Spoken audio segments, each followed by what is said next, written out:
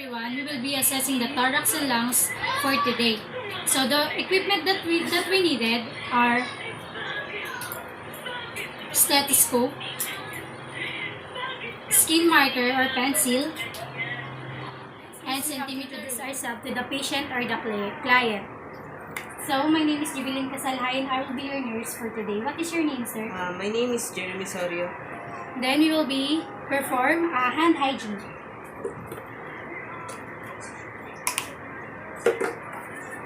Next is we have to provide the privacy for the patient or the client. Sir, I have some questions regarding to your past health.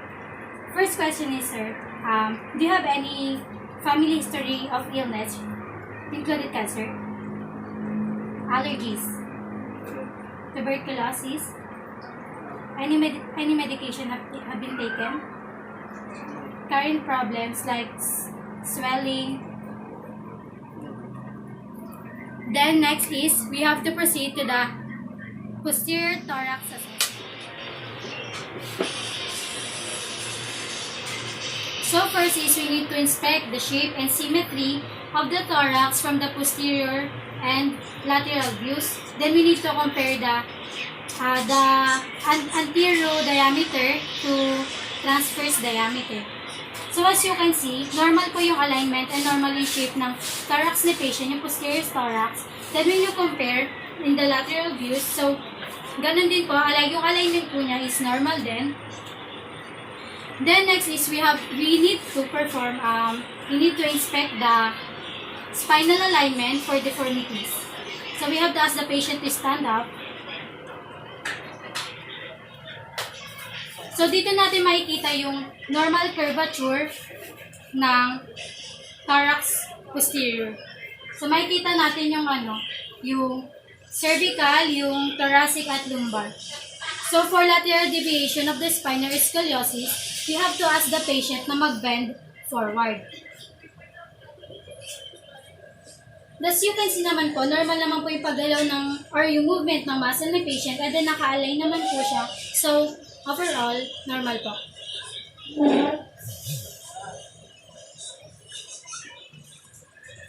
Next is, we need to palpate the posterior thorax of the patient.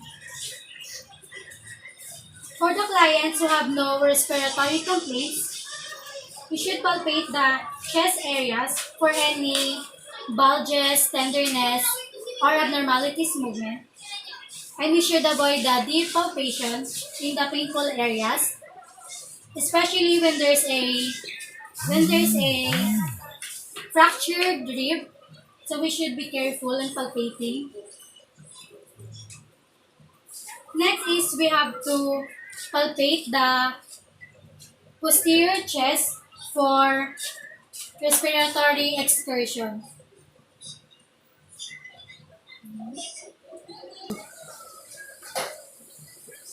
So yung thumb natin is adjacent to the spine. Then yung hand natin, yung palm natin is nasa lower thorax. Then yung fingers natin is naka-stretch laterally. Then i-ask natin si patient na huminga ng malalim. Sir, deep breath po.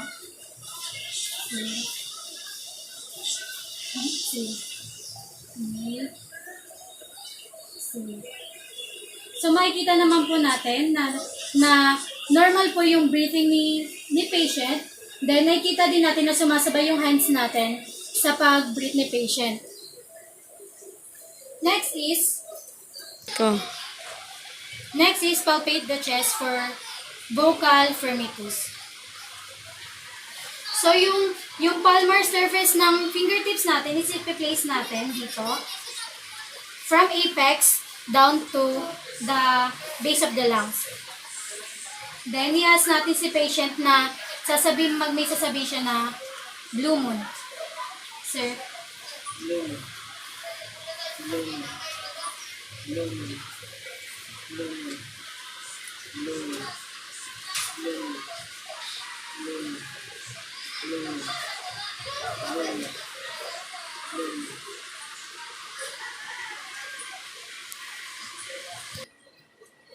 Then we have to compare the firmicus sa both lungs and the and between the apex and the base of the lungs through using two hands on the corresponding side of the chest.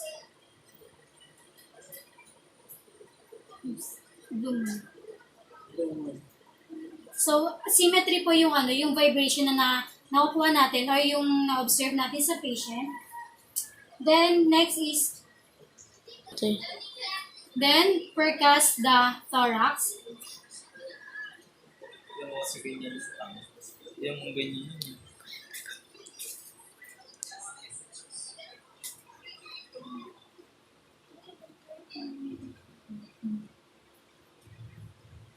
The next is percuss the diaphragmatic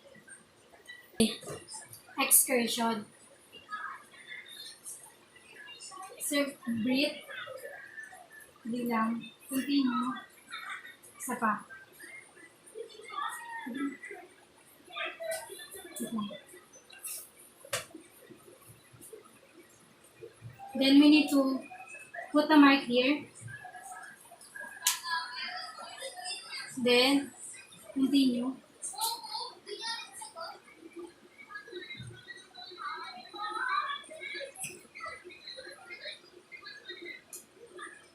So this is the diaphragmatic excursion. Next is we need to auscultate the chest using the diaphragm bell of the stethoscope. So, gagamitin natin yung 6-step procedure na ginamit natin kanina sa percussion. Mag-auscultate na tayo using this stethoscope. Then we ask the patient na huminga ng malalim ng dahan-dahan. Then we will listen to each point of the posterior chest.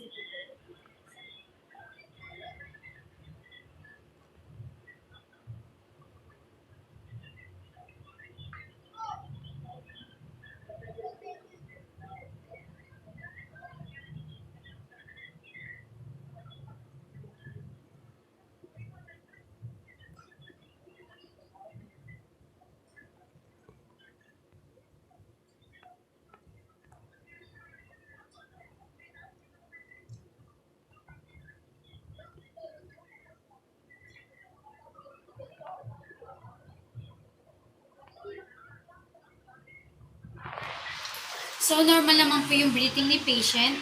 Then, we have to compare the difference between each point or the similarities between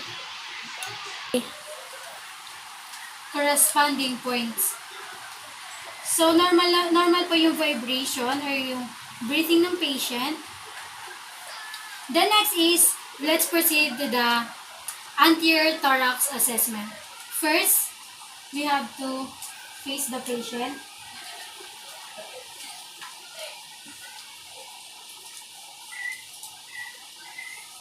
First, we have to inspect the breathing patterns of the patient. So, normal yung breathing ni patient. Hindi siya passive, hindi siya excessive. Then, next is, we have to inspect the costal angle and the angle which the ribs enter the spine. Ito po yun.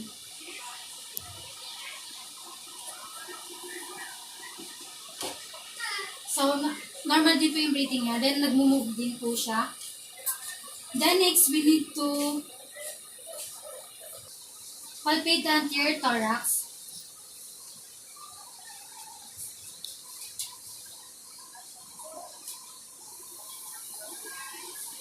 Or palpate the anterior chest.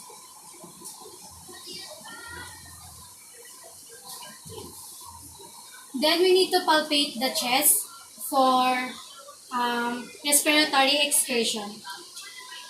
Ipi-place natin yung tub natin sa costal margins. Then yung fingers naman natin is nasa rib cage. Then papahingay natin si patient. Deep breath, sir. Deep. So, as you can see, nag-move din po yung hand natin. So, normal pa yung breathing ni sir.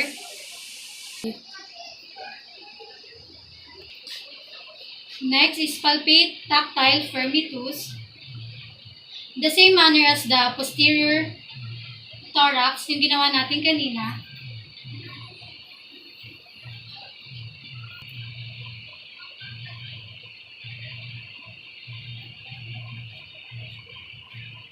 See. Blue moon, sir. Lumen. Lumen. Lumen. Lumen. Lumen. Lumen. Dapat yung hands natin is naka-ulnar aspect of the hand. Then, percuss the anterior chest systematically. So, mag-start tayo sa clavicle, which is yung supraclavicular space.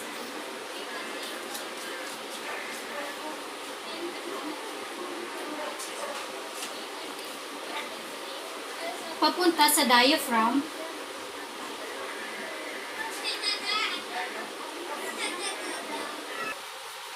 Auscultate the anterior chest. We need a stethoscope.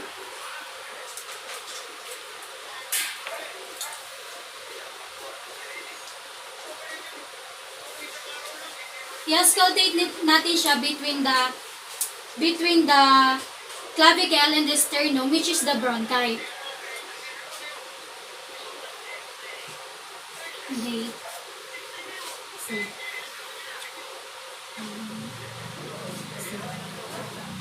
alright.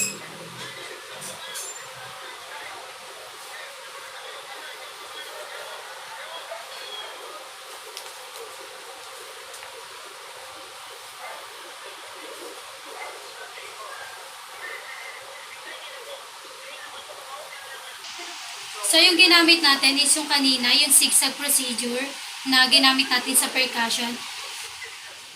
Ang last natin is yung auscultate the trachea.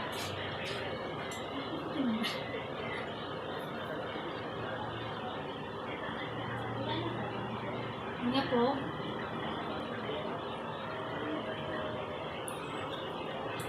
Then that's all for today. Then document the findings.